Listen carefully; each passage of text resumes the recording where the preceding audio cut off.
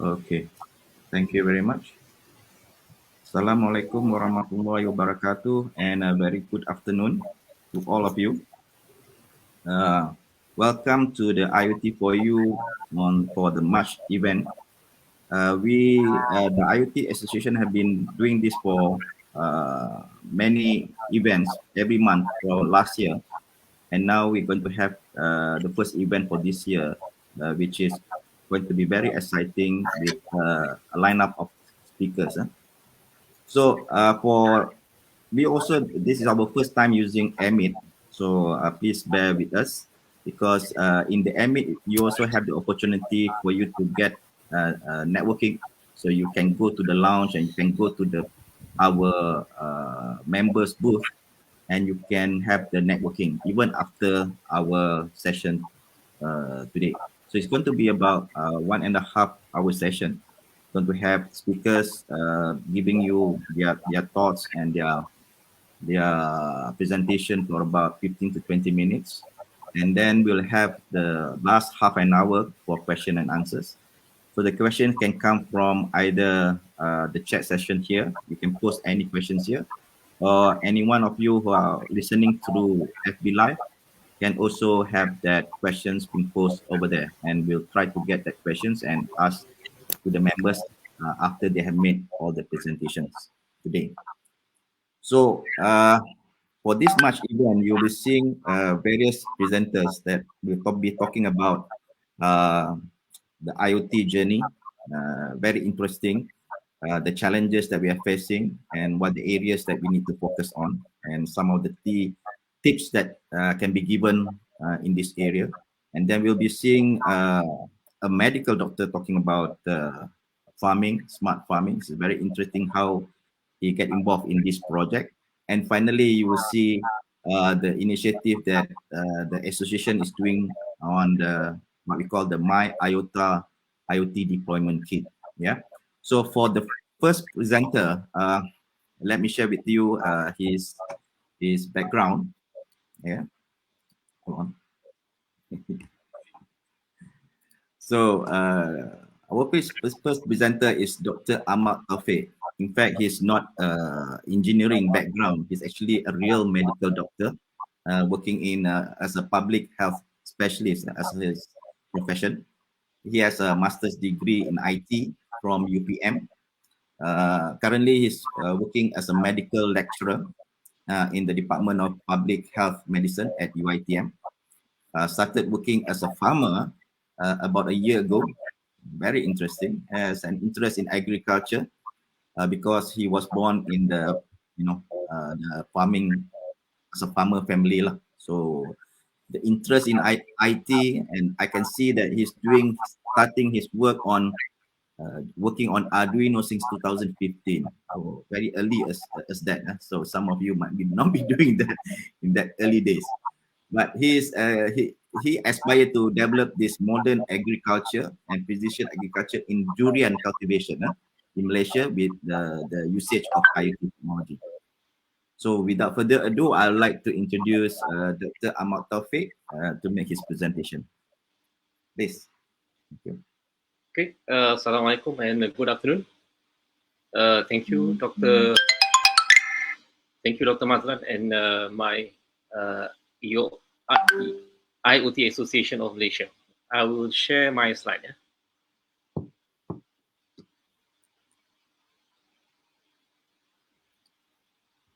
Hold on.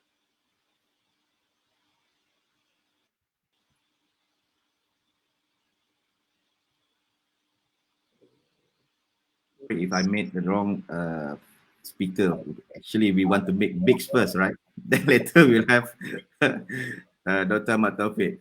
Is it okay to switch, or you want to start it first? I think okay, no problem. No, okay. It's okay. I think we can still start with Dr. Ahmad Taufik lah. Yeah. Yep. Okay. Sorry about that.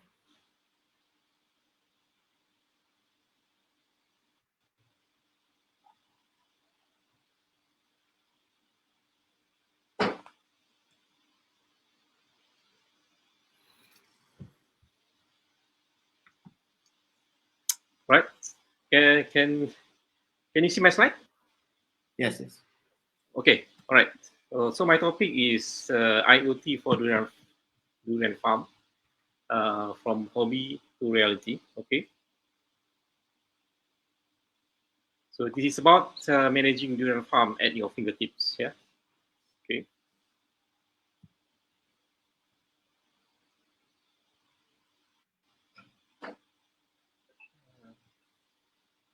Right. Some view of my farm or my kebun lah, basically lah, because this is not that big actually. Okay. And some nice view. This is a mountain view actually in my area. Okay. So this is outline of my presentations, introduction, background of the kebun. I call it as kebun paman. Yeah? What is the problems and the needs, basic infra that is required, and what is the initiative that I've done, issues, challenges, and finally the conclusions. Right. So as an introduction, actually, I already started playing around with Arduino Uno since 2015. Yeah?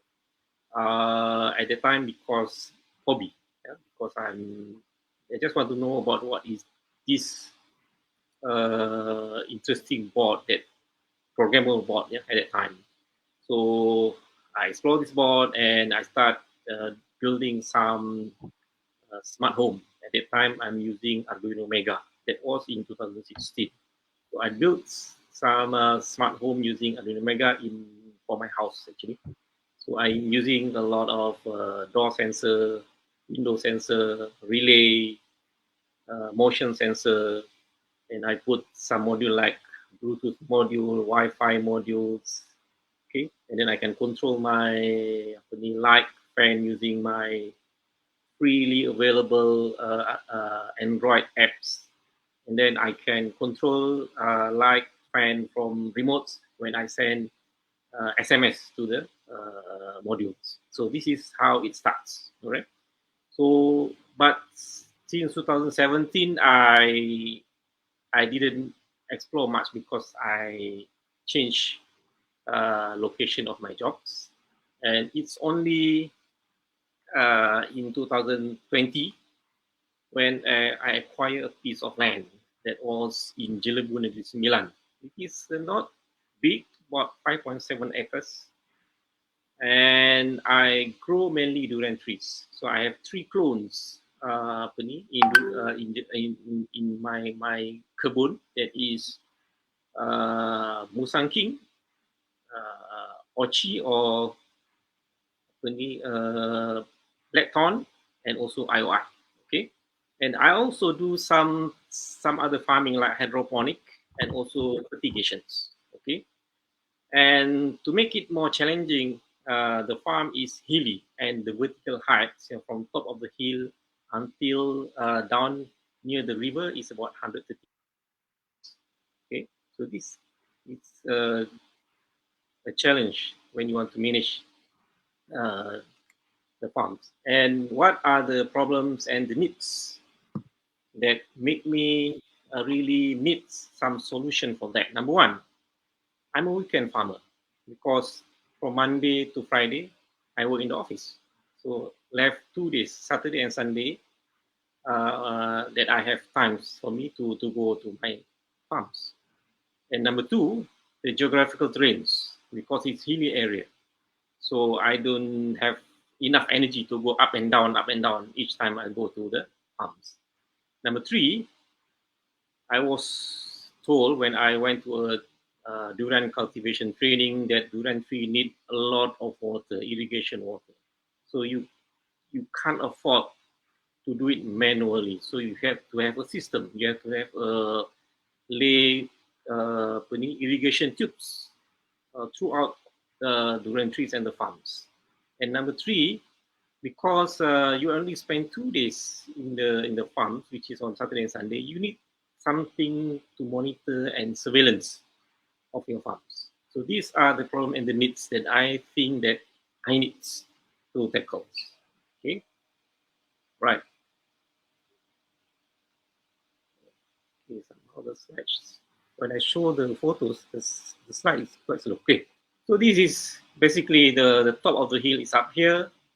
And this is where the prime area, this is only the flat area in my farm, and below here is river, okay, 60 meter down there. So it is very tough for me to go up and down the hill. So I need some solution to make my job easier. Okay, this is hydroponics plant for me, so that I can grow some lettuce and so on.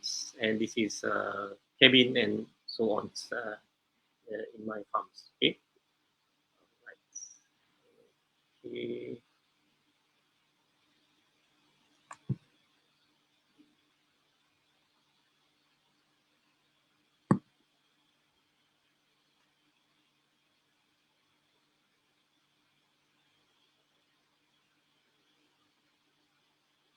All right.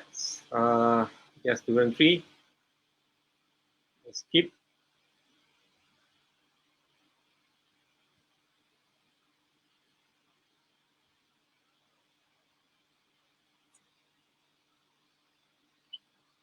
Hydroponics. Okay. Right.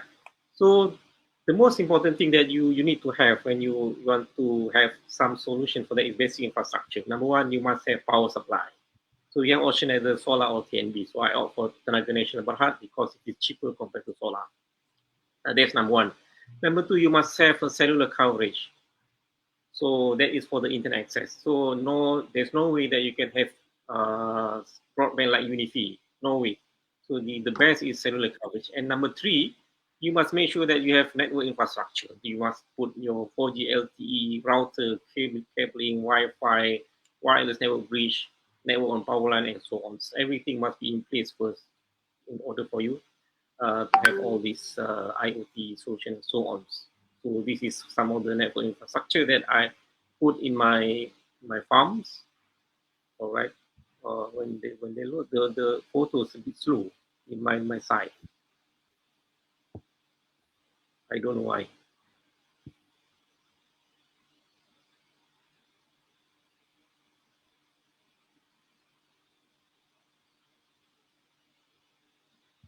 Okay. So this is a network bridge Wi-Fi. This is high gain Wi-Fi. This is another Wi-Fi. Okay. I proceed. Next. All right. Another initiative that I have in my farm is IP camera. So this is very important because it is mainly is to look for day-to-day things happening in my farms. Okay. I also have an IoT-enabled irrigation system that I will talk a bit. And I also have 3 smartphone apps to monitor the farm, and also a lot of sensors that I put in the farms. Yeah. Okay. Next slide. So IP camera, mainly the function is not for security. The main is for daily operations and also to monitor my workers. Security is not, to me at the moment, it's not a big issue. I have 8 IP camera installed in my farms. Okay. Right. I'll try to go faster, but the photo load very slow. Okay, this is some of the IP camera. One is in front of the gates, and the others is around the farms. Yeah? Right. So this is the most important system that I have. This is irrigation systems to ensure that all the durian tree get enough water. So it is triggered by soil moisture sensor, and it is run automatically. So I have said that it can run on its own, and I have to use an integration platform that is IFTTT, if this then that. So right. So this is the amount of water that the lentille needs. There's a lot actually. Yeah. Okay. That's why I set up about 10 tank at the top of the hill that can cover all the durian tree. This is the gateway of the soil moisture sensor that I installed in my farms. Okay. This will trigger the irrigation system. Okay. And all right. And I use IFTTT to integrate between the soil moisture sensor and also the valve that open for the irrigation system. Right. Okay. This is the smart plug. This is smart plug. It is cheap solutions that I bought from Shopee and Lazada, and I use this to control the valve. So the valve will open and close for the irrigation system. This is very efficient that I can control using my handphone. But with the soil moisture sensor, it can control depending on the moisture level of the soil. Okay.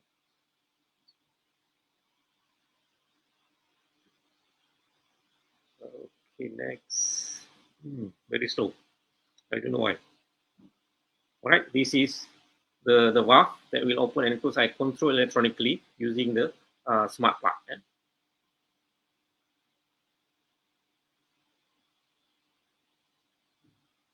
All right, this is jet spray under the durian tree. Okay.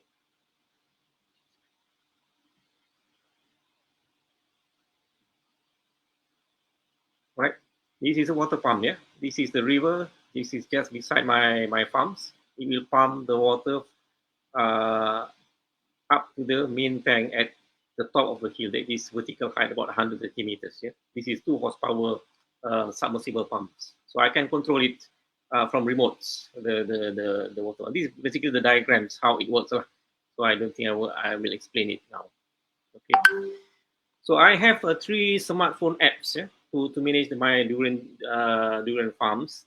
The first app is basically I have list of all durian trees, the history, the problem, the characteristic when it is I start plant the durian tree, the scheduling of fertilizer application, the QR code scanner, because all the durian tree have the QR code tags. So I can scan using the apps to know what is the problem and so on. I can also do the reporting if the durian tree have any problems.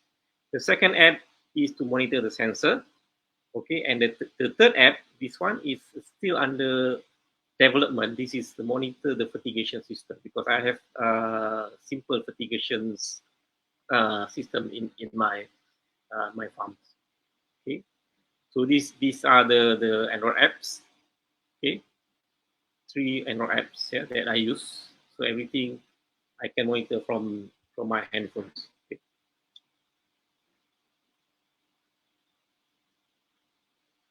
So you can see that this is durian tree and there it is has QR codes. Okay.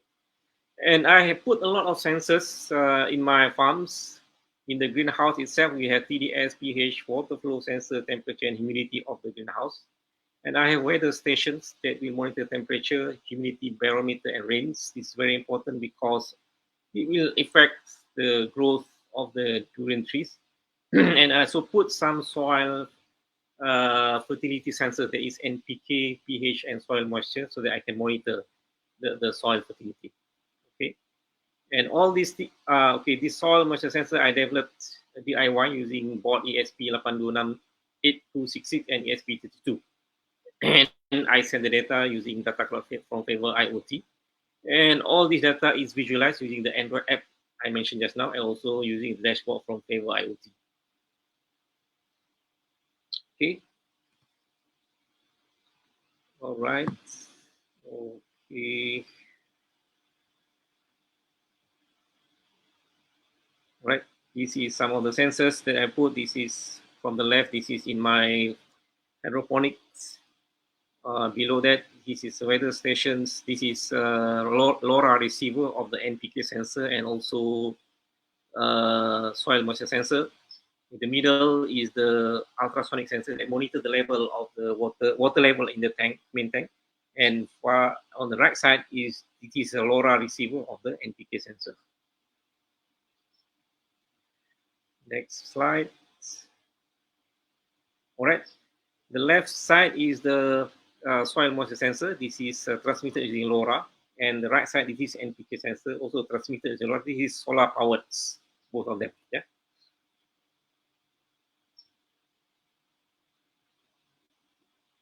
All right. This is a new system under development. This is for fertigation systems. So this still in the process of development. I still figure out what is the best solution for this because it's a bit complicated. It's a 2000 line programming using C++. So I'm still having headache to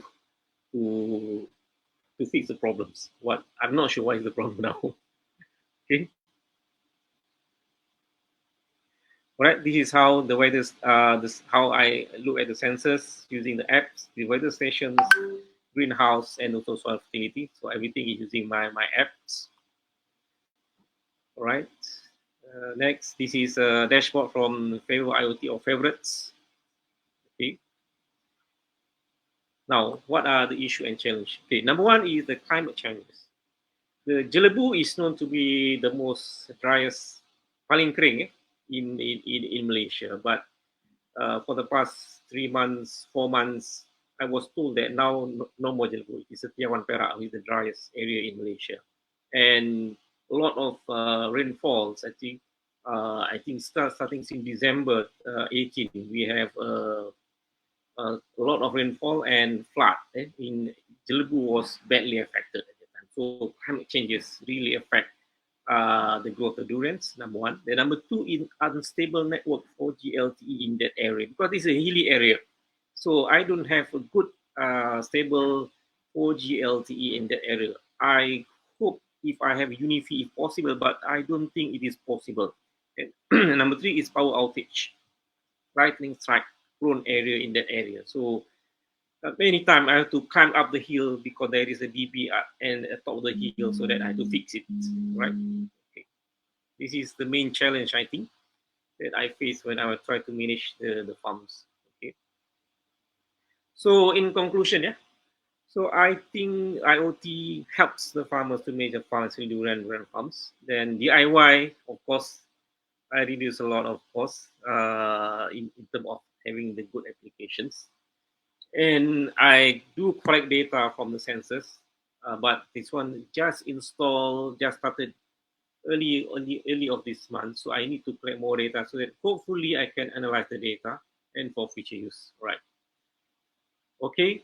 So I think that's all from my presentation. Sorry for exceeding times for the presentation.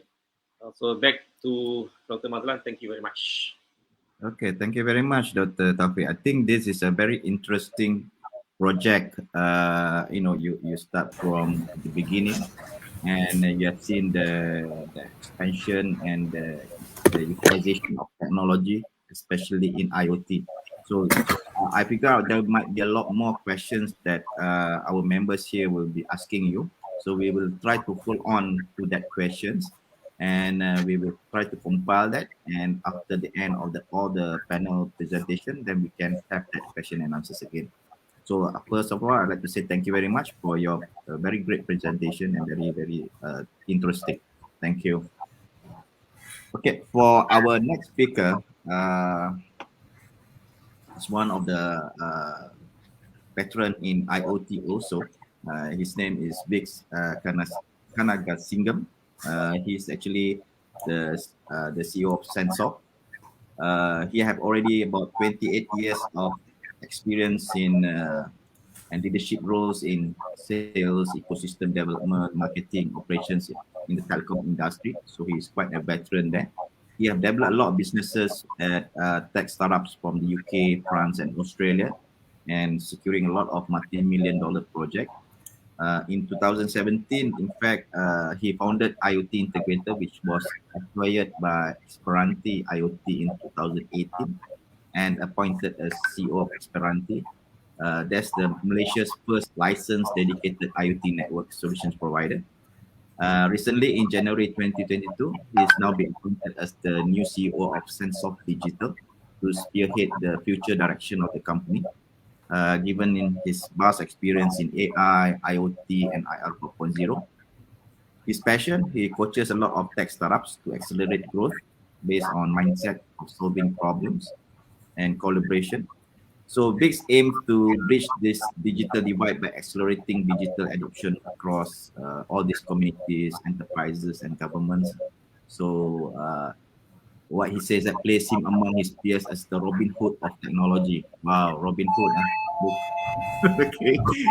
So, Robin Hood tak ada rambut. yeah, Robin Hood tak ada rambut. But then I think with your experience, maybe you can share with us, that journey, the challenges, the pain points of deployment of IoT. So with that, I pass to you, Vicks. Thanks. Thanks, Dr. Mazlan. Thanks, Malaysia IoT Association. And I will need to thank Pathma in advance because he's going to help me run the slides. While Pathma, you put up the slides, Dr. Taufik, you are champion, Dr. Taufik. I am very impressed. You made agriculture look sexy with technology. I'm very impressed. Excellent. So today I'm just going to talk about why IoT adoption is a journey. IoT has been around for a long, long time. Many organizations were trying to adopt IoT and their challenges, which I will share. And then I also talk about how do you overcome those challenges and how to take, I would say, baby steps to achieve your journey, right? So I'm from Censof Digital. We consider ourselves as a digital tailor. We make and deliver fit for purpose digital solutions for the market. Why I say fit for purpose? Because we believe it's a journey. A bespoke solution we provide. Now, I will, Padma, next slide, Padma. Thanks. Okay, so why IoT adoption is a journey? Don't boil the ocean. These are the challenges that we find. You look at today, I mean, IDC, they claim in 2019 there'll be 41 billion connected devices by 2025. And why? Because IoT is a key component to the digital transformation process along edge computing, 5G, and AI kind of stuff. Now, that number, based on what I've experienced for the last 2 years, it's not going to happen. Let me be very upfront with you guys. The last 2 years, a lot of digital transformation was very much software driven. When I say software driven, it was all about business digitalization, where I talk about ERP, remote learning, remote management, and stuff. With regard to IoT, there is a need for device. In the last 2 years, we have a challenge in supply chain, and it's difficult to produce large amount of devices. So I see that number of 41 billion is going to take some time. I think will happen in maybe 2027, 28. The acceleration for digital transformation IoT space, for my experience, will start middle of this year. Now, I go back to why IoT adoption is slow or fail. One of it is most companies will start saying, I want to do IoT. They don't even understand IoT is not a solution, it's an enabler to a solution. So they're not IoT ready, they struggle. They don't have a proper IoT strategy. A lot of companies come out and say, I have a IoT strategy. They either copy and paste and put something together, not understanding the challenges of their technical resources, their people. Most of the digital transformation based on IoT require understanding of the resources. So they don't understand that. So that's one of the big reasons why they fail. Second, big expectation. They think it's plug and play, bang, results will come out. No. Like what Dr. Taufik was saying, it's a journey. You start step by step. As you collect the data, you understand your process. And then based on Dr. Taufik's strategy was, I start one at a time. You didn't do the whole form IoT straight away. All right. So it's an approach that is very important you need to take. The third point is the lack of understanding of data. All right. They think, let's collect all the data. Just collect all the data. And then they ask, okay, what are you going to do with the data? So the issue is they want to collect all the data. You need to integrate to many data points without understanding why you need to collect the data. So those are the issues that they find that becomes a problem, because to integrate and collect the data, you need sensor information. It will become a problem, and therefore these projects fail. And they, some of it, they just collect all the data and they pay money for storage, not understanding how to use it. Now, if you look based on the reports that was produced actually by Cisco and Microsoft, only 26% of almost 2,000 decision makers say they claim that the IT project was successful. That is not very good number, and these were the reason. The other one is from the project failed 30% on the proof of concept itself because their expectations were not very clear. So the next couple of slides I'll go through on how do you overcome these challenges. These are based on my own experience in the last, I would say, to be upfront with you guys, IoT is a new name. Before it's M2M, machine to machine, so we always change the name. It's been around for a long, long time. So I'll just share based on my experience. Padma, next slide, Padma. Okay, so this is my experience and my recommendation. 80% of your digital transformation or IoT is about the people and the process, and only 20% about the system and data. First, you need to establish your people. How are they going to collaborate? Establish the relevant resources you require. You need to come up with very clear outcomes that you want to achieve with this whole deployment, even before starting. All right, what is it? What are my pain points today? Like what Dr. Taufik said, these are my pain points today. I need to overcome that. I am very clear the results I'm looking for. And the second part is you need to establish some level of data-driven decision making. So what are the types of data we need? Who's going to manage that, etc. kind of thing. And then most of the times I always say you need to upskill and reskill employees. Most of the organization who start the digital transformation or IoT, I would say a very small percentage of them understand IoT, and the others are just followers. Therefore, the whole projects have a challenge to, how to say, create the buy-in within the organization. All right. So it's very important you look at your people. Second part of the 80% is the process. When you look at people, it's process. Every organization, every process is driven by the people. You have the people that use the process and people who own the process. So you need to establish the people that own the process and where the data inputs, the data entry of the process. All right. How do you control this process? Do you need to remotely control? And also establish some planning and innovation. I talk about simulation. Do you want to do some simulation? So the people and process, you need to really do a lot of planning and strategy and very, very clear what is it that you want to achieve? What are your pain points? All right. And you create some very clear targets. Don't start a project without having certain timeline and targets that you want to achieve. You know, it will become, I call it shock scenery project. All right. No clear targets, no timeline. Now, the 20% is you have to look at the systems. All right. What are the systems you want to digitize and IoTize? So when I say digitize and IoTize is the word I like to use because digitize, you digitize the data. The meter is digitized. IoTize means the ability to collect the data remotely via an IoT network and monitor and control. All right. So you need to ask the question, I've digitized the data. Now, do I need to IoTize the data? And do I need to IoTize all the data? So those are things you need to ask. But I then come to data management, cloud computing. So my ask of everybody is don't collect all the data and fill up. Doesn't mean the data is digital. There's no impact to the environment. Those days we used to collect the data hard copy and say paper, but you collect data in the cloud, you don't realize the amount of data you collect. You don't even use 10% of the data you collect. All right. So we need to actually establish the data management very clearly. What is the data we want to collect and why we need it? Then come about edge computing. This is where you start to ask, do you want to create some AI at the edge?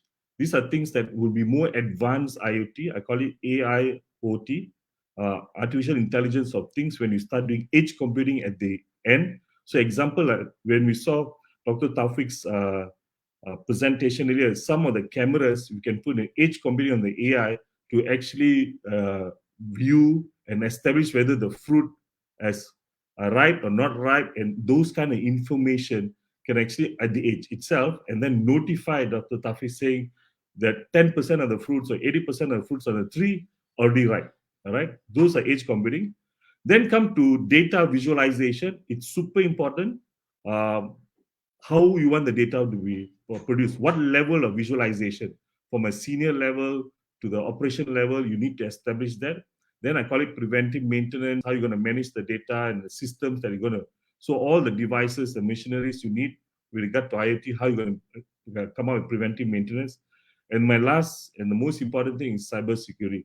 How secure is the data? So, Dr. Taufik, I'm not saying you have to be aware your data, how you manage it, because it's very, what you're doing is very powerful because it can be used in the future. All right, my friend, Mr. Pathma. Pathma. Padma, Bu Padma. Okay, perfect. So the earlier slide was about the 80-20 rule. This is about take a phased approach. All right, start small, be very, very clear. When I talk about IoT and I talk about the potential, we can do prediction, prescriptive action. The clients will tell me, hey, I want to do prediction now. I have to explain, no, it's a journey. The first stage is actually capturing data for visualization to understand your business better. Over a period of time, about 6 to 12 months of data, then only you know how to optimize your assets, your utilization, even including with farming. Then over a period of time, if you remember, Dr. Taufik was mentioning, I want to start analyzing my data. I need more data. Then you start doing prediction. With enough data, you can start to predict the potential yield of his farm, potential yield of my manufacturing production line.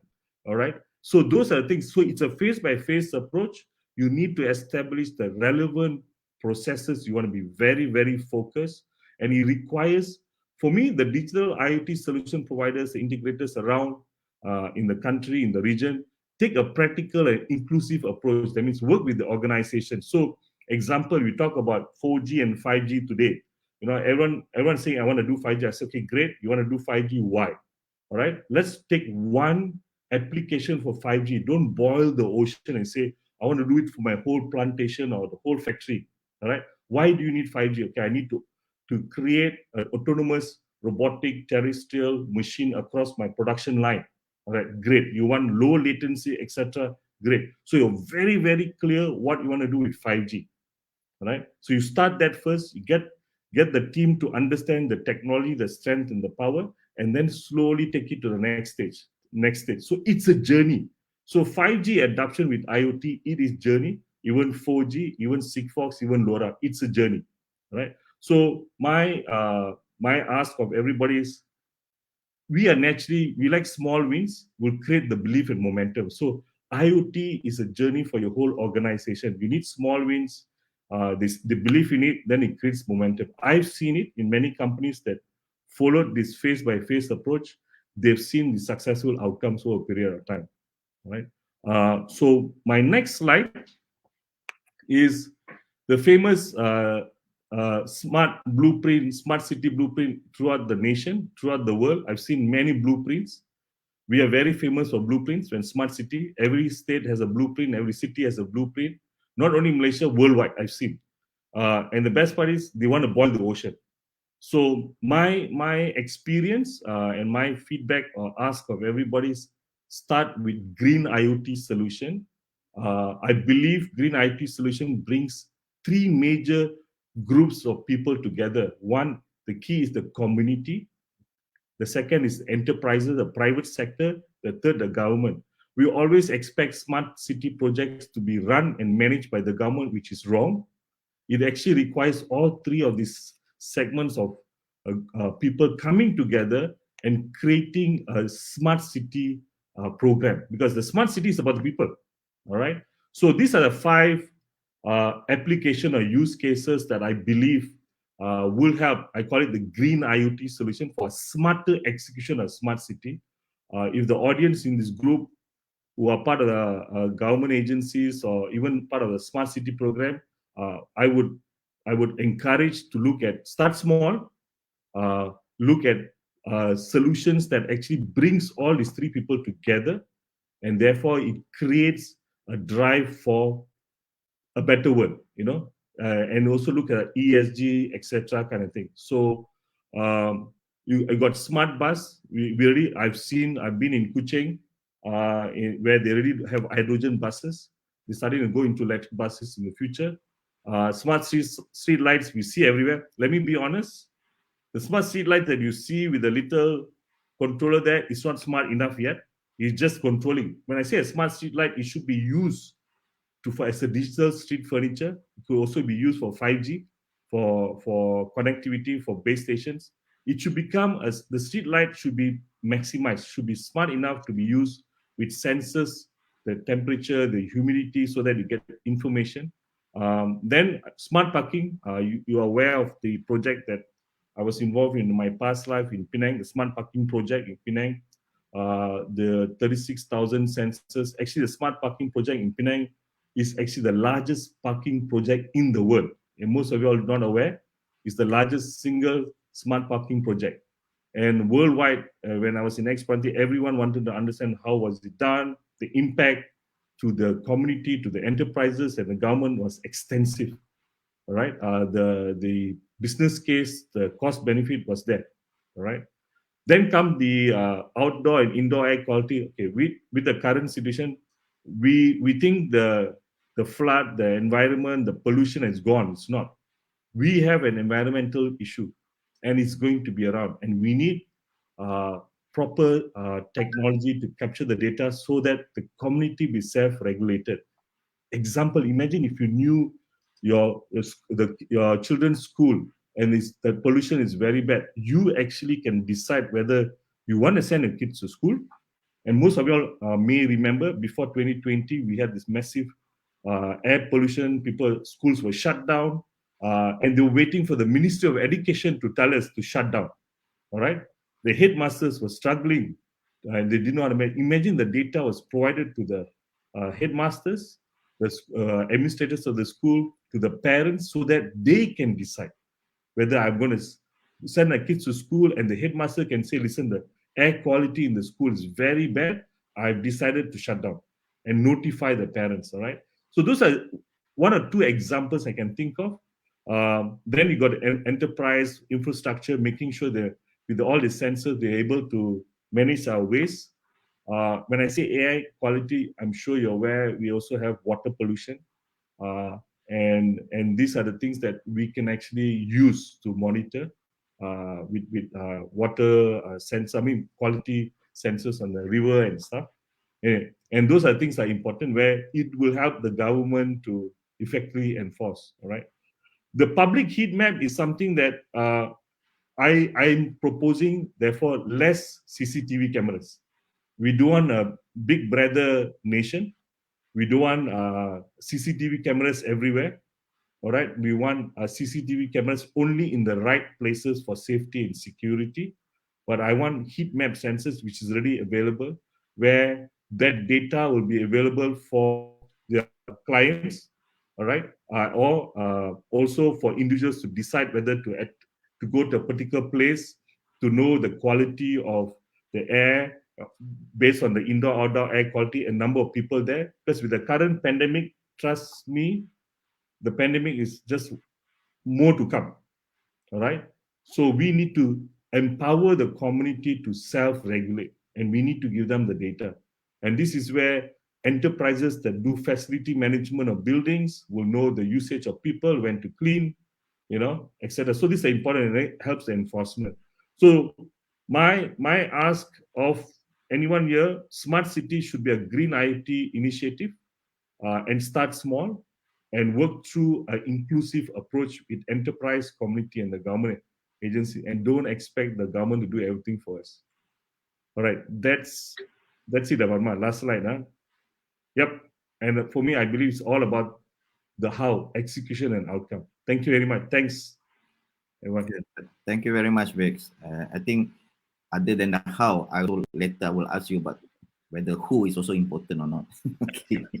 Okay. I think what Vicks have explained is that on the high level view of the journey of IoT, starting from small is good, then you expand, it become bigger. And if you look at the whole project, it's not something that you can do overnight. That's what he's saying, that it's a journey. It's a journey that start from small and becoming big, and learn throughout the way. That's more important. I think there's a lot of phase processes in place, which what Vicks have already explained quite clearly there. So I'm sure there is a lot more other questions from the rest of the audience here. We'll keep that questions later in the chat, and that I can see there's a lot of other questions too already been posed. We keep that at the end of the session.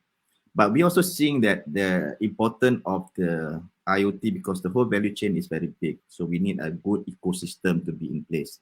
So the players in IoT comprise of from hardware players, connectivity, we have seen the platform players, applications, analytics. So there are many players within the whole IoT ecosystem. That's why we are also reaching out to all the members out there. You can join our Malaysia IoT Association. You just go to our website and can inquire there and join our association. So with that, we have a very good ecosystem here in Malaysia. We can produce our own products here to become a producer nation.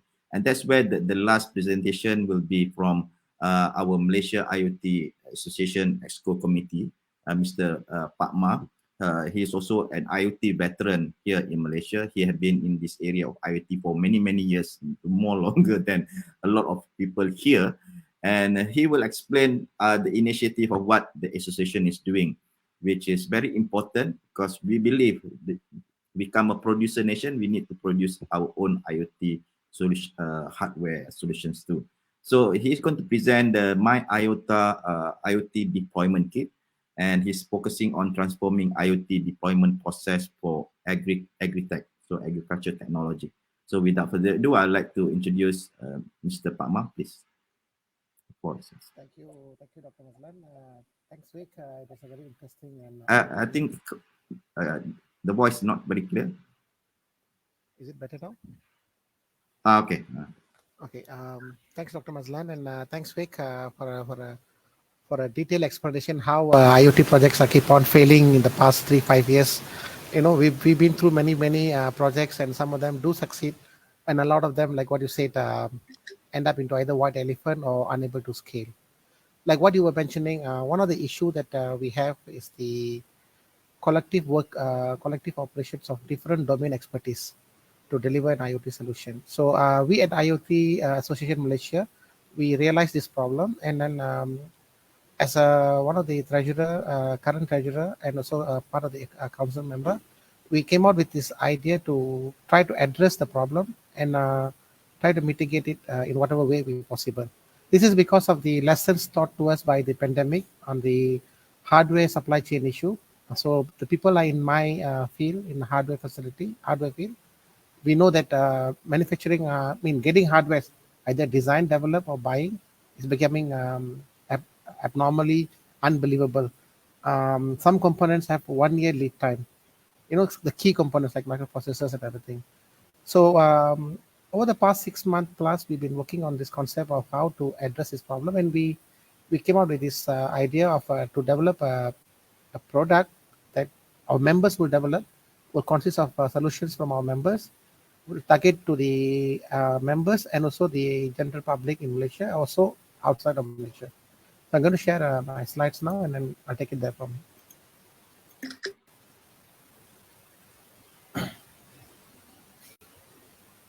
Okay, so this is what I'm going to talk about today. So basically, what is MyIoTA development kit? So there's few names has been coined around: deployment kit, development kit, sensor hub, and so forth. So we just, for the conversation's sake, we just call it as MyIoTA kit for now. Now the need, why we need these things? Why association want to go and put its head into developing something?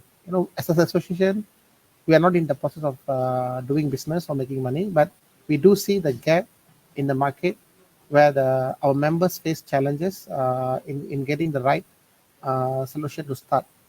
So like what my previous speakers told, IoT consists of multiple domains, sensories, the gateway, connectivity, platform, database, presentation, analytical.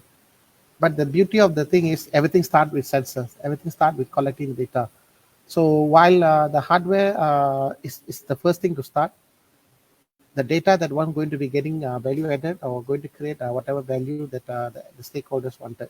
So a good hardware, a good sensor that produces data consistently, reliably is quite important in the whole IoT ecosystem. And also, again, price is an issue also. We need to make sure that the price is not astronomically high. So the need was there to get a right device that can interpret between the sensor and also the platform. Now, the challenges that we address is basically there is no such device that can address problems like no vendor lock-in. So we don't want to buy a device that only talk to this particular vendor's platform, or we don't want to have a device that only can talk to this particular ABC sensors. A temperature humidity supplier only can supply a temperature humidity sensor only. They can't supply other sensors, and other sensors can't talk to their platform. So these kind of challenges we had. We try to address that. And then how we address it is, as I said earlier, the association is not into a business process. So we in our association we have members in all spectrum of IoT curve, from the component suppliers up to the platform analytical people. So we gather around a group of interest parties, and then we address the thing on how to develop a box, a sensor hub kind of a box, which can be locally manufactured, customizable, open source. That means feature customization can be done, and it can address our market needs. So of course we can't develop one ring that fit all sizes, but we managed to come out a solution that can fit most of the requirement of the projects. So we also allow members to contribute to the development of the product. So this product basically a contribution of the members in order to keep the cost of the development or the cost of the end product lower, and also to have an openness so that members can interact to each other, and they also can cross sell their service when they're selling the product. So basically we make sure that the industry players like our members, the stakeholders, the end customers like Dr. Taufik there, and then the end users, again him also, he's the developer and an end user, so he's a very unique case for me for this kind of products to be used. Okay, so this is a typical block diagram. I won't be staying here too long because it's a bit technical. So this is the block diagram how we conceptualize the product supposed to be. So we made the controller. We have a separate board for the controller. We have a 4G connection, and then we have a M-key slot for you to put a secondary connection. We have some basic IOs inputs, a solar charger controller, and also IO card. So the finished product is, this is how the finished product looks like. It's an IP 6567 rated box. So then you can put it on under the sun, under the rain. It has onboard 4G modem to go for any 4G uplink. It has a separate PCI card, M2 slot to put your secondary uplink connection. So you can have your LoRaWAN card or whatever. This is the IO board that brings all the terminal outside for you connecting your sensor. So this is another view of the device that we currently in manufacturing. Okay. So we made it such a way, sir, the IO card, the bottom one, the bottom PCB board is changeable. So let's say if you need a project that you need 10 analog input, so you can just change the card. You will have the design source code all open, so you can design yourself, put the card in, or one of our members also can do the turnkey development for you. So some basic technical specification for people who are interested on the technical things. So any participant here who is interested to get to know the specs and technical brochure, they can contact us after the event, and we will send you the technical details and the brochures and everything. So the most important thing here, we made sure that the solar charger controller is built into the box with the backup batteries. So you just need to plug in your solar panel. So you don't need a solar charger controller outside, a battery outside. That component can be eliminated. So it has a very low power microprocessor, but Cortex M4 microprocessor, so can do most of the heavy lifting works.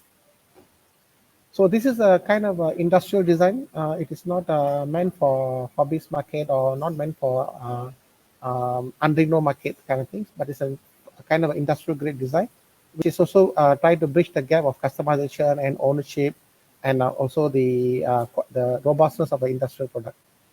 Okay. So as I'm going to focus the use of this box, this sensor hub, into an agriculture sector, and I'm going to show you how and where we fit our things inside that. So Dr. Taufik, like in your durian farm, it can be an example of that, sir. So let's say you have some sensories you want to collect, like for example, NPK sensors, soil moisture sensors. You typically want to go through a connectivity element, and then you want to bring it to a platform element. Platform is like our favorite platform there. So also you want to do some controlling from the platform, not the other way around. So that's why we also handle that also. So this is a typical IoT, a very basic IoT setup. So most of them does not need controlling, but when you go deeper, controlling will become an important element also. Controlling means downlink. It can be for controlling, send some commands, or we um, we do a firmware update. We do some firmware update from the server, security patch, that kind of thing. Okay. So normally when you start this, you need to understand what are the sensors you need for your project, um, and whether the sensor is RS485, 4220 milliamp. No, there's a lot of suppliers with sensors with different type of output. So you begin overwhelmed which sensor you want to use. And then accuracy, reliability. Some of them are very cheap, but not very accurate, not very reliable. Some of them are very expensive, but their protocol is very much locked to the platform. Whether it's robust. So people always talk about they want it cheap and they want it last for 10 years. So which doesn't exist in the normal physical world, but every human being wanted that. So how you can balance in selecting the sensor? Now, as I told you, there's no one solution that fit all, but majority of that we can address it. Then after that, you need to worry about your connectivity.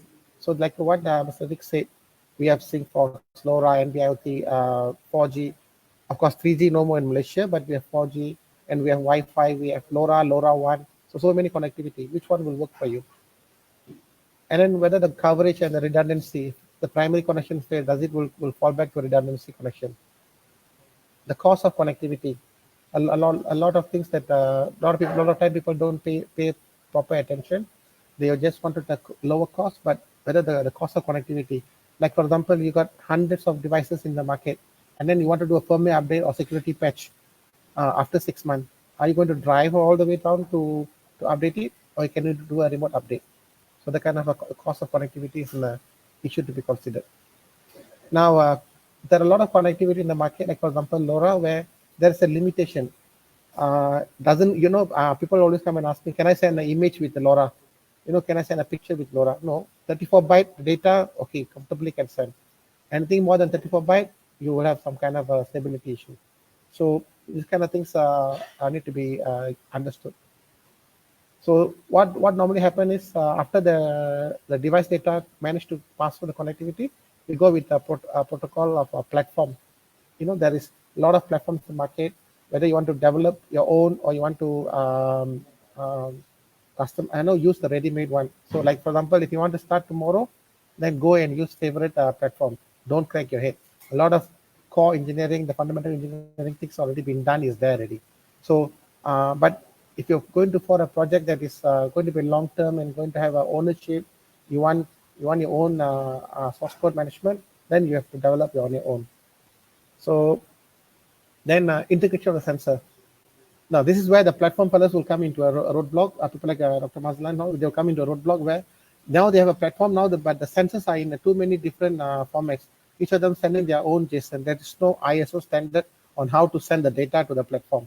So the data always will be challenged to be integrated, and there are a lot of things has been done in the platform side, platform as service provider, where they go and do some kind of logics to bring in the data in, but it's not that seamless. Security issue, dashboard issue, dashboard, how nice the dashboard going to be, reporting, alerting, all that need to be considered when you're going to pick up a platform for your use case. And also device lifecycle management. So when you onboard 100 devices into a platform, there must be some means of managing the device in the field.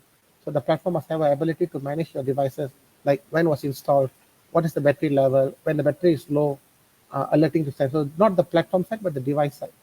So that also needs to be integrated into the platform selection. Now, I'm just going to go into a example how a polybag farm can use our solution. So normally you go and look for sensors. You can buy this kind of sensors in many places. They can be either 4 to 20 milliamp or 0.5 type of sensors. You just buy that for whatever parameters that you wish you want to integrate. You want the weather parameters like what Dr. Taufik just now mentioned. Just get the sensors. As long as it's RS-485 or 420 milliamp, we can integrate into our box. And then also if you want to do some controlling, remote controlling and output controls. So then the reason why you need it, you want to control your dosing, want to control your valve, want to control your equipment in the field. So this is how it will be set up. Very straightforward. So you can get the sensors and then connect to it, configure the box to read the sensors, and then send it to the platform. So we already pre-qualify a lot of platforms in the market where it's just selecting which platform you want to connect. So we also will be qualifying a lot of ready-made sensors from our members, so that when you buy the sensors and you buy the sensors from our member, it's already been pre-configured. So there's no much of learning curve need to do done, like what is the Modbus registry to read for the sensor, what is the write registry, read registry. No need to worry about that. The sensors have already been pre-qualified into this device, and it can be sent to the platform. So your time to go to live is very much faster. Okay. Now the other example is on the shrimp farm, where equipments like 4 to 20 milliamp sensors, RS-485 sensors can be integrated, and same process. So we don't promote one platform. We don't promote one sensors. We promote all the we promote all the members platform, and also all the sensors that our members are trading or selling. So end customers either can get this one and buy the sensors from our member, or get our members to integrate everything for them and set it up. So the time to go live is lesser. And these sensors this sensor hub is designed and developed locally in Malaysia. So you have 2 years warranty. It's conformal code, so it can be used in under the hot sun, under the weather. It's just a made in Malaysia product, so kind of thing. So we hope to come out a different version with different capabilities. Now you can, as I said, how to get started. You can source a sensory from our members.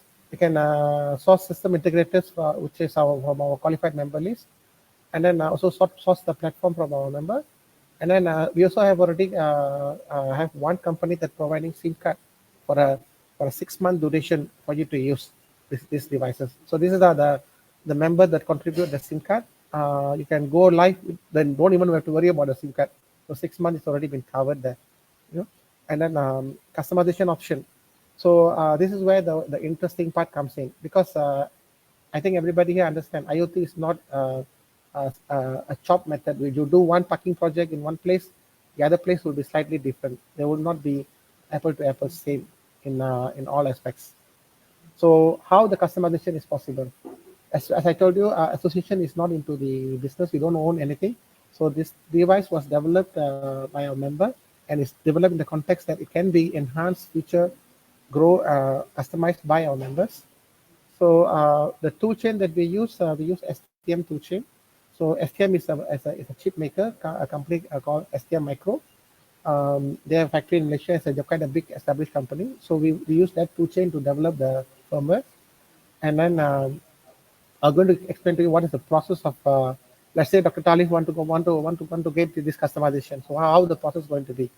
So sign up with our training providers. One of our member will provide the training, and then part of the training that you sign up, a sample unit, a programming software, download SDK, example code, the actual running source code, everything will be given, and teach you how to edit, compile, and download.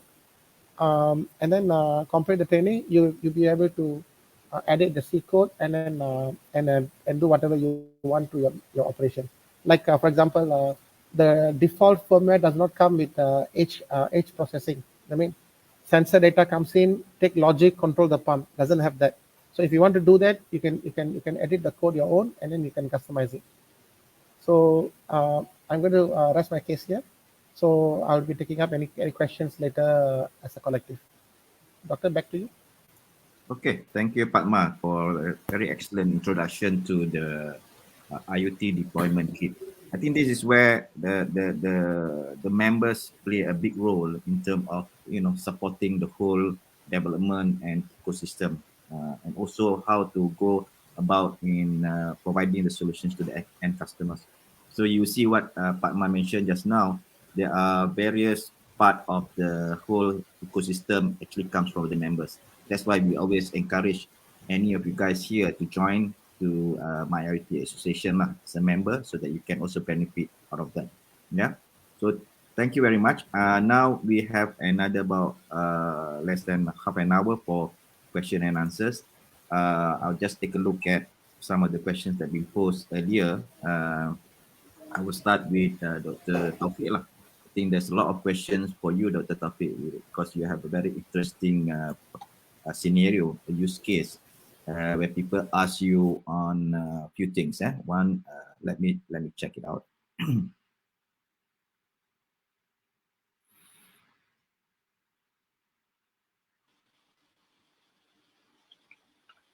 Okay, one of the questions that you did mention that you have connectivity through LoRa.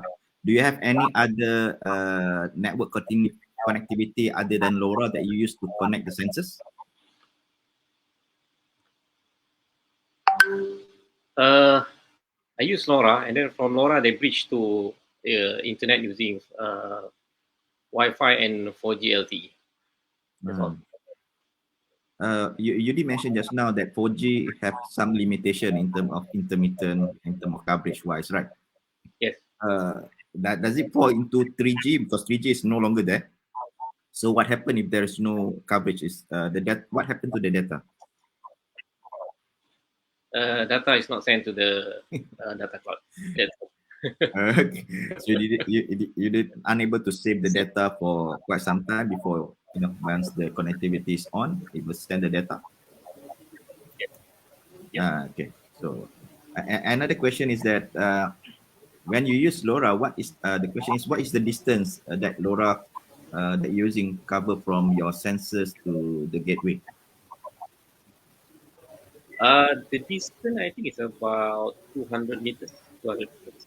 And I set the power I think quite low because I don't want to, causing disturbance to others.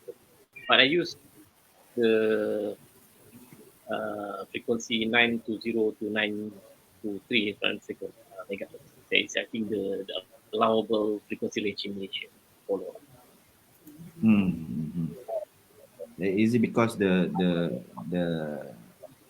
places that you want to cover is about that range lah? It's not doesn't go beyond than that. Do you see the foliage? Do you see the foliage, the trees in the farm have obstacle in terms of the distance and the quality of the data transmission? So far, no problem with that distance. I have no problem. So far, all the data is received, except that the only problem is only when come to the 4G LTE, when there is network instability that they cannot able to sense the data to the data cloud. Okay, I have a few more questions for you, but I will just hold on later. I'll have these other questions for other panels too. So I'm going for Vicks. Vicks. Okay, just now, that's one of the questions I would like to ask. You says, it's about the how, it's very important. But sometimes I also feel that it's about who is also important. In your experience of building and providing solutions to the customers, how do you balance that, the who and the how? But actually, Dr. Mazlan, that's a very good point. The who is critical. And like I said, the people, the organization that you have, who are the people they have, what level of competency they are with regard to digital. I call it digital maturity assessment needs to be done in the organization.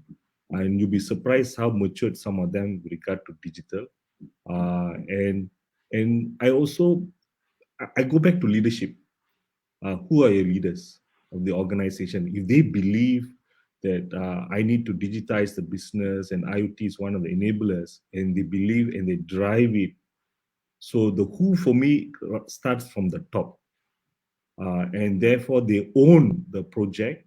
They don't say, oh, the CIO's problem or CTO's problem or the engineer's problem. They own the project. They get down, the turun padang, understand the issues, the pain points, and drive the project. And then they push the drive for learning. So I come to the skilling, upskill, reskill. This is my exciting part. Pathma, I'm sure you are smart, I'm sure. I find after 30 years leaving school, you ask me to learn again, it's not easy. People don't know how to learn. How do you upskill and reskill people who stop learning? So the challenge is to break that cycle. How do I teach people to learn first or relearn again? Then you upskill and reskill them. All right. A lot of engagement I've seen when they do these technical trainings for an organization for 10 years. These guys have gone for training where they sit there, they listen under HRDF, okay, go for 2 hours, 3 hours, 10 days, come back, okay, pass, got certificate, attendance. But that was not learning, that was just attendance, right? So the learning process and the upskill, reskill comes into application. What did we learn? Okay, what did we upskill and reskill these people?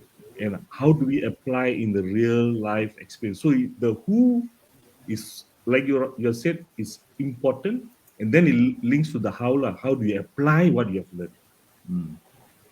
The who part actually, when we take a look at, especially in smart cities, if you have that experience within smart city, engaging a smart city to get it being deployed or buy-in is also a very challenging part. You have to, on the other side, needs to that kind of awareness. So how do you start engaging with the smart cities, authorities? Who actually you start off with? The people that you want to convince them that they must have that buy-in. Okay. If let's this is a very tough question. Each city has a different. Sometimes it's by the mayor, by sometimes by the chief minister for the state. All right, right. So I would say start with the mayor. All right. My request is the old school of selling. Don't sell. Ask questions. So first thing is you ask the mayor, do you have a smart city plan or blueprint? He will say, yes, I have. Okay, great. Out of those, the blueprint, what are the top 5 or top 3 issues that you would like to solve? And you'll be surprised the questions, answers you get. They say traffic jam very bad. I have too many buses are breaking down. Our logistic transportation is very bad. Pollution is very bad. Enforcement cannot, and you'll be surprised the answers are almost similar to all the mayors. All right. So we have to address the person that owns the problem. And sometimes, let's be upfront, the mayor's only got 2-year contract. All right. So he's like, hey, Vicks, this is excellent, but by the time we start, I won't be around. I need this problem solved now. Can the digital solutions solve? So we also have to establish low-hanging solutions that can solve a problem immediately. That is why when it comes to digital transformation, I split into 2. One is very much software-driven. Another one is software and hardware. So I take the software and I tell the mayors and the leaders of organizations, let's look at that. Okay. So I start with the mayor. We made a question, start with the mayor, ask the questions, understand, then go down and say, who are the people in the organization in these 3 issues that you will assign the problem to? Then you drill down. Then I call it discovery. All right. Understand the problem. Don't try to solve it without understanding the problem. And sometimes the problem can be solved by just changing the process without technology, and you'll be surprised.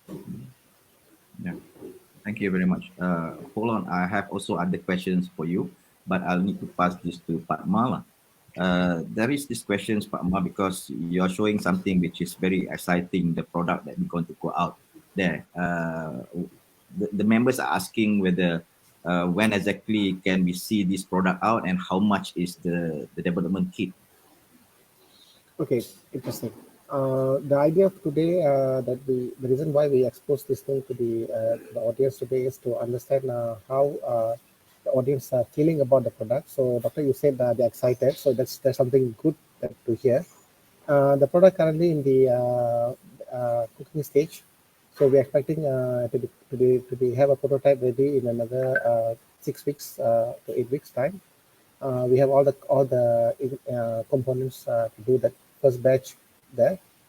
On the cost part, it will be very premature for me to say, but I've spoken to chairman about this 2 days ago, and we're looking something a special price for a member, and then a standard price for our non-members use cases. The actual price would be something below 3,000, but how much below 3,000 I can't say for sure now. Because what we are doing now is we are trying to get more members to contribute to the batch production. So we are going to make a large volume production. So depending on how much members we can get, some components free, some antennas free, some modems free, then the unit cost will have some discounted. So to start dreaming your solution, take a budget price between 2 to 3K, but depend on member and non-member and what level of competence you have. Okay, that's good. I think, yeah, if I'm also the one to reveal the price now, but anyway, but one of the question is that why do you choose IoT in agriculture that you mentioned just now? No, okay. As I told you, we brainstormed a lot, and then we came out with a box that can be used in multiple areas. So the 2 days example that I spoken about agriculture. Stay tuned. Next week, next month, IoT for you. I will talk about using this same device in different sectors, and then the following month I'll talk about using the same device in different sectors. So so there's a lot of sectors can be used, and then of course hopefully I can also go into detail on how you can fine tune the device to your verticals, to your use cases. Like for example, Mr. Vic just mentioned about a smart street light that doesn't only have if it's a NIMA controller. No, the round thing is called NIMA controller. So having NIMA controller doesn't make the light smarter. So you need additional sensory element. So where you can use our IoT box sensor hub in that kind of environment, how you can add value to the smart light. So I will go through, but in generic understanding, it can be used in many places. Imagination is the limitation now.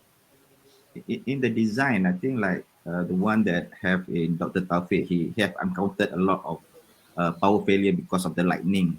So in our design, how do you avoid that kind of, So this is where I mentioned the box inside internally. I have a battery pack to supply the sensors and maintain the connectivity in case of power failure. And then the box is powered through solar panels. I mean, we're not 100% depending on the TMD power supply. And also, everything can go wrong. Like like muscle theory, whatever will go wrong will go wrong. So what we have is 1G memory internally into the device, which will store the recorded data in case of total connectivity failure. Okay, so the recorded data will be keep on logging up to 100,000 record, and when the power is restored, you can set your criteria whether you want to push it to cloud or you want to keep it there to be downloaded manually. So it's all mitigated and understood there. And as I mentioned, one of my slides is industrial grade design. So typically, when you put it there, it will not call for the lightning. So if you put my box and a lightning pole, it will go to the lightning pole, not to my box. So you mentioned about the battery. How long will it last? So inside there we have about 3,700 milliampere per hour lithium battery. Typically, let's say if you're putting for a soil moisture under 4G connection every 15 minutes or every 1 hour update, it can work independently without a solar charging for more than 7 days. 7 days. So if you put solar panel, then until I kawin lagi lah. Okay. So I think that will answer one of the questions that we asked to Dr. Taufik just now. They also mentioned about how often do you get this lightning strike in your kebun? Is it frequent, Dr. Taufik? All right. I think the first 2 months, I think almost every 2 days it's raining and there's lightning strike. So I of course you can control that. And if there's lightning strike, sometimes it may damage the equipment. I have, I think 2 days ago, I went to my farm and my valve two main valve that control the irrigation gets damaged because of the lightning strike. Because that valve is not easy to get because I buy from China because locally it's very expensive. So I have to replace the valve. Like it costs about one valve about 300 ringgit Malaysia. But the problem is because if you need to buy that valve, it takes 2 weeks to get it replaced. So that is the problem. And I have a few times recently and 2 weeks ago that my smart plug that used to control the valve and also the uh, analytical equipment also damaged by the lightning strike. I think, yeah. Yeah. I think it's also about the design of where's the lightning pole and the earthing to ensure that the current that just don't go to your device lah. The moment maybe that kind of earthing is not proper, something that you need to take a look at in terms of the design. Another question, one last question for you, Dr. Taufik, is that they mentioned about you are using Favoriot IoT platform as a dashboard, which I see that. What's the reason that actually you choose Favoriot? Maybe that's what they asked. Because I'm Favoriot, but I just want to know. So okay, I have tried a few solutions. For example, Google Firebase. I have tried ThinkSpeak. I have tried, I think, many more. So there's pro and cons on every solution, locally, abroad, locally and abroad. There's pro and cons. Okay. Okay. What I noticed is that one is the supports from the what's from this solution sometimes is not that lambat lah. Okay? And you send email it takes 1 week to reply. So that's number one. Number two is cost, of course. This is the main thing. Yeah, solution is very expensive. Okay, that's one of the reason. When I have a lot of sensor, then I have a lot of data and a lot of transaction, then I cannot base on using Firebase, ThinkSpeak, Cosmo2, then I tengok solution IoT ni okay lah saya rasa. So I go to the IoT lah. I'm very happy to hear about that. Thank you very much, just putting you on the spot. But I think thank you for that. I'll ask these questions to Vicks because we have a short time. Vicks, I think you mentioned just now mainly about the processes, the things that you want to build, and the people, technology, and process. But it's always the difficult part, especially for the members who are actually the vendors themselves. Trying to find out the best way to provide to the customer is to find the right business model. Business model is one of the very key thing, especially if you go to smart city, no money. That's what they say lah. So what's the best business model? So if you engage with customers in IoT nowadays in the industry, what kind of business model that you feel is the best way to approach them? Okay. I think that's a fundamental. So I'm following through to what I said earlier. After you establish the pain points of the problem of a particular process that you need to digitize, your next step is based on the pain points, you do the cost-benefit analysis or the business case. Example, if you say today you're running this production line or you're doing these assets, you're tracking and monitoring, and there's a revenue leakage, because you're doing it manually and you're losing, example, 10,000 ringgit a month because you already found. All right, why 10,000? Because if you automate the process, you will save the 10,000 ringgit. So my approach to any client or any opportunity is understand the problem, build the business case based on the solution, and then tell the client, with my solution, you can actually save 10,000 ringgit a month. Start like that first. All right. So he will say, wow, okay, how much is the solution? All right. So then with that number, you say if you invest today 100,000, all right, and over 5 years you save 500,000. Example, just a number, all right. So you have allowed him to see the business case justification. Then you say, okay, based on this, can we work out attractive commercial model? All right. So there are many ways I say to skin the cat. One is you can do pure capex and annual maintenance the old-fashioned way, or you can or you do a full subscription model, an OPEX model, all right, where they pay monthly small amount. I don't prefer that because I feel the client needs to put some skin in the game. I like to do a hybrid. All right. I say this is the total value. You put, let's say, 20% upfront, and then the balance is a subscription model or OPEX model over 5-year contract or 3-year contract.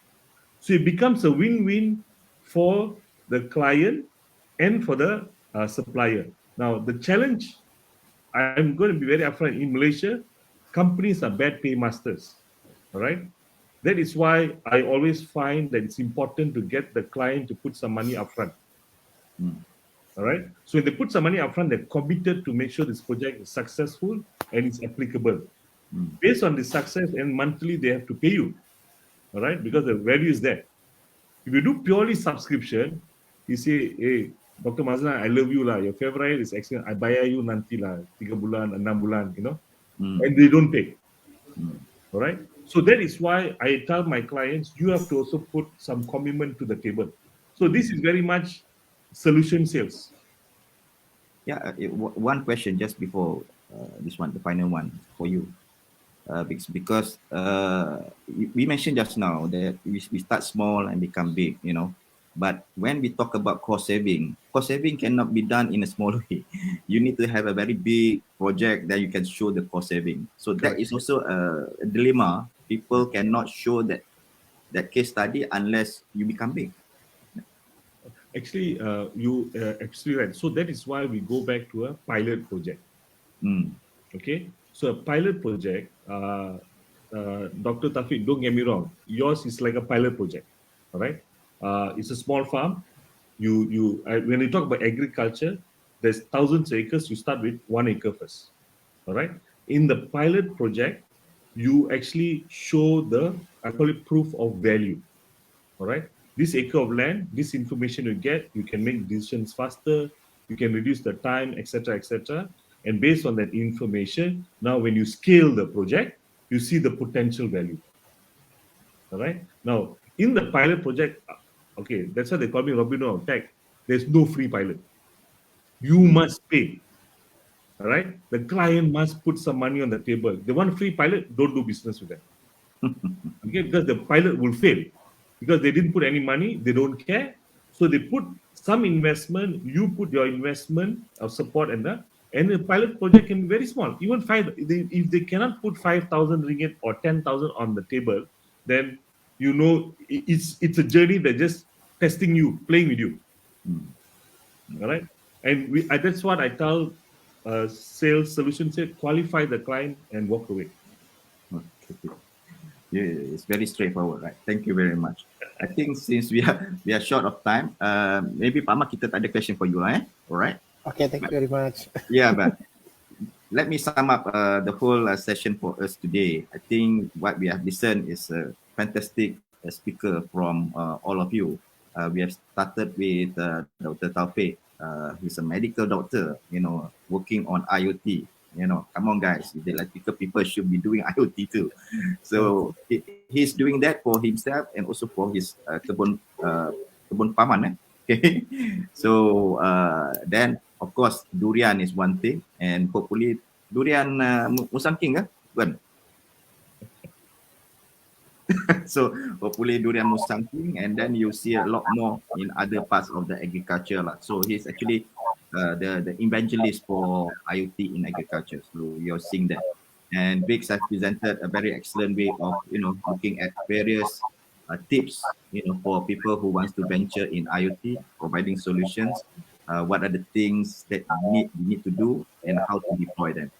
And Pathma, he have introduced to us the IoT deployment kit, which is going to simplify most of our users and the people that also deploy the solutions easily to the market. So I've also heard that there are many members excited to join our IoT association. I think James have already answered that in our chat. But if we miss that, you please can contact our MyIoTA Association Secretariat or to the website or to the email, and we'll contact you back. So once again, I would like to thanks to all the panelists for the excellent presentation. Goodbye. Thank you. Thank you, Doctor. Thank you, Dr. Mazlan. Thank you.